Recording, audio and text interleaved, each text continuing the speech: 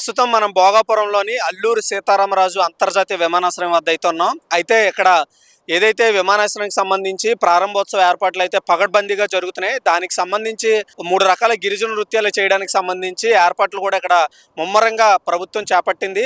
అయితే దీనికి సంబంధించి ఇప్పటికే వివిధ ప్రాంతాల నుండి 14,000 మంది విద్యార్థినులతో నృత్యాలు చేయించేలా ఏర్పాట్లు అయితే చేస్తున్నారు. దానికి సంబంధించిన ప్రాపర్ ఏదైతే టెంట్లతో విద్యార్థులను అయితే తీసుకొచ్చి ఇక్కడైతే ప్రాక్టీసింగ్ లాగా ఒక ఏర్పాట్లు అయితే చేయడం జరుగుతుంది. దీంతో ఏదైతే ప్రభుత్వం అనుకున్న గిరిజన సాంప్రదాయ నృత్యాలను ఇక్కడ ప్రదర్శించడానికి అన్ని రకాల ఏర్పాట్లు చేస్తున్నట్లుగా ఇక్కడ మనకి స్పష్టంగా కనిపిస్తోంది. అయితే కేవలం విద్యార్థులను మాత్రమే వివిధ ప్రాంతాల నుండి అయితే తీసుకొచ్చారు. ఇక్కడ తీసుకొచ్చి టెంట్లలో ఉంచి వీళ్ళకి మాక్ టెస్ట్ లాగా అయితే నిర్వహించడం జరుగుతోంది. అయితే నిజంగా ఇది ఒక కొత్త గిన్నిస్ రికార్డ్ని క్రియేట్ చేసేలాగా ప్రభుత్వం కూడా ఇప్పటికే దాని మీద కసరత్తు చేస్తోంది. దానికి తోడు ఇప్పుడు ఏదైతే ఇక్కడ మీకు ఓవరాల్గా కనిపిస్తున్న విజువల్స్లో విద్యార్థులందరినీ ఇక్కడ తీసుకొచ్చి కొంతమందిని అంటే మాక్ టెస్ట్కి సంబంధించి అందరినీ ఇక్కడ ఏర్పాట్లు అయితే చేయిస్తున్నారు.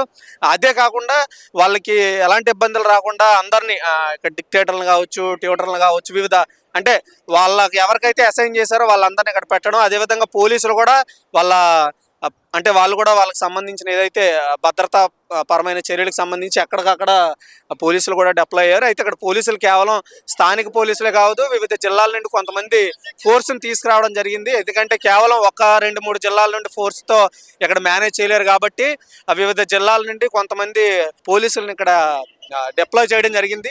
దీనికి సంబంధించి ఏర్పాట్లు అవి చూసుకోవడం, సెక్యూరిటీ పరంగా అన్ని విధాలుగా చూసుకునేలా ఇక్కడ ఏర్పాటు చేయడం జరిగింది.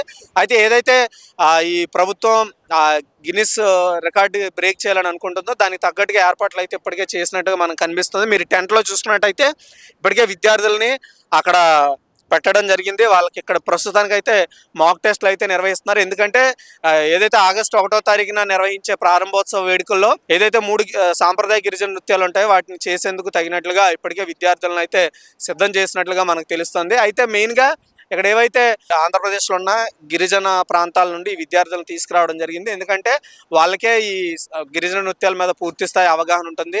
ఇప్పటికే వీటి మీద అందరికీ ప్రాక్టీసులు చేయించారు. ఇప్పుడు ఏంటంటే మనకి మాక్ టెస్ట్లు అంటే ఎల్లుండి వేదిక దగ్గర ఎలాంటి పరిస్థితులు ఉంటాయో అలాంటి ఎన్విరాన్మెంట్ని ఇక్కడ సిద్ధం చేసినట్లుగా తెలుస్తుంది.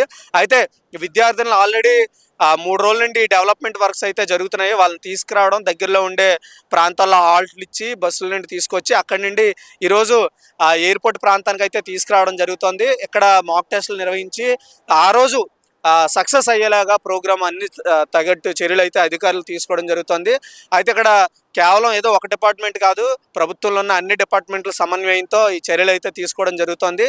నిజంగా ఈ భోగాపురం అంతర్జాతీయ విమానాశ్రయం ప్రారంభం అనేది ఖచ్చితంగా ఒక మంచి గుర్తింపుగా నిలవనుంది ఉత్తరాంధ్ర ప్రజలందరికీ కూడా.